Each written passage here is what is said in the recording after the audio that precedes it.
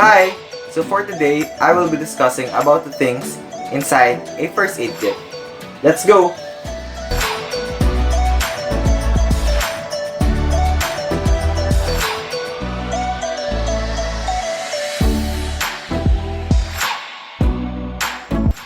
So one of the first things that you should find inside a first aid kit is a rubbing alcohol. So rubbing alcohol is used to clean and sanitize your hands and the materials you are going to use before and after assessing the patient to prevent spreading of germs and bacteria.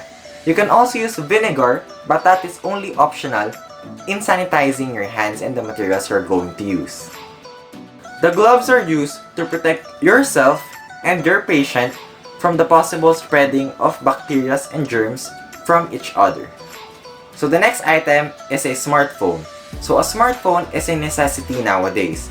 You can use the smartphone to communicate to other people, you can use it to search for things, you can use it to write down notes, and you can use the flashlight as a substitute for a pen light when examining the eye. So the next item that you should find inside a first aid kit is a tongue depressor. So this is actually not a tongue depressor but a chopstick. So I will be using this as a substitute for a tongue depressor. A tongue depressor is used to prevent the movement of the tongue during the examination inside the mouth. So as you can see, this is a wooden chopstick. So a wooden tongue depressor should only be used once and should be thrown out after using it. The cotton balls are used to thoroughly clean a wound. This is usually where the topical medications are usually put into first before applying it to the patient.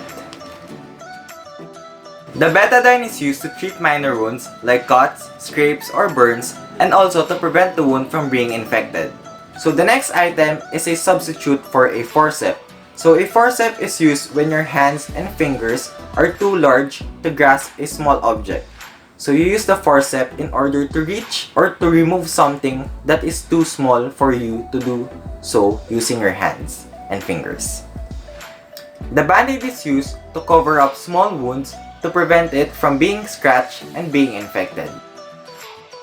Medical scissors are specially designed to easily cut sutures, clothing, skin tissue, and bandages.